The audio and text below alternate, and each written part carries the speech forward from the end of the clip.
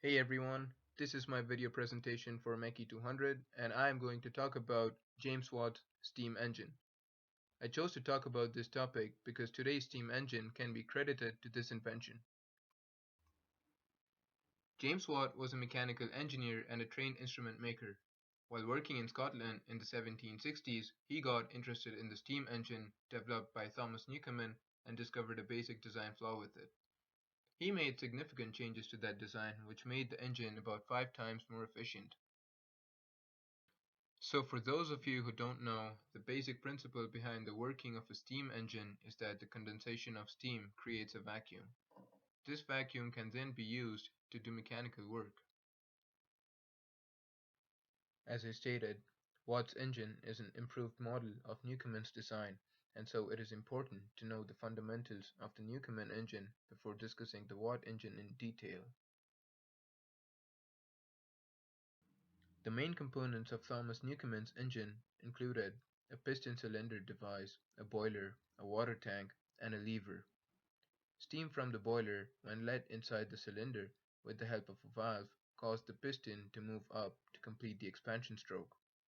At this instance, water from the water tank was ejected in the cylinder, which caused the steam to condense, and this created a vacuum to let the piston move down and complete the compression stroke.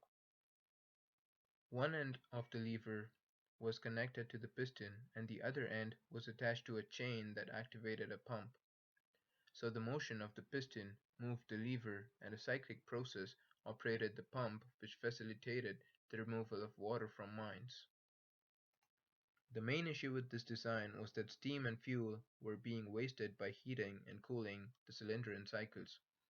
It took a lot of time to heat the cylinder walls, which were cold after the compression stroke during each cycle. This made the Newcomen engine not so efficient. James Watt solved this problem by creating a separate condenser.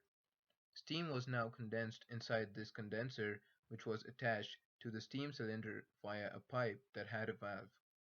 This valve, when open, allowed the steam inside the cylinder to flow to the vacuum created inside the condenser. This in turn created vacuum inside the cylinder and the atmospheric pressure pushed the piston down, resulting in the compression stroke. When the piston was at the bottom, this valve to the condenser closed and another valve opened, which let steam inside the cylinder. This resulted in the expansion stroke. The new design meant that the same purpose of moving the piston up and down was achieved even while keeping the cylinder at the same temperature throughout. Also, the condenser was kept at a low temperature and did not need much cooling. These enhancements saved up to 75% on coal costs. Another major improvement by James Watt was the idea to seal the top part of the steam cylinder. Once sealed, low-pressure steam was injected into the upper part of the cylinder. By doing so, Watt ensured that the engine no longer relied on atmospheric pressure, as the vacuum created due to condensation was now assisted by this low-pressure steam to create a powerful compression stroke. This led to increased speed of the engine. Due to their efficiency, Watt steam engines were now being used in other industries and not just for mining. Factories could now be located anywhere since they no longer depended on wind or water power.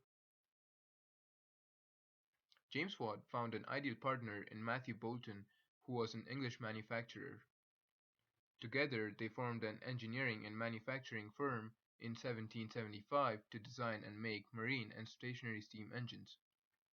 Watt's engines were now tailored to any company that could use it. This provided a lot of opportunities for research over vast distances. Transportation was one of the main gainers as these steam engines started to become very compact, prompting the first steam-powered locomotive to hit the rails. Goods could now be transported from one place to another without the use of muscle power. I think that James Watt's invention played a key role in industrialization. It was one of the first things making possible the mechanization of factories and mills, and in my opinion, the engine technology would not have advanced so rapidly without Watt's contribution.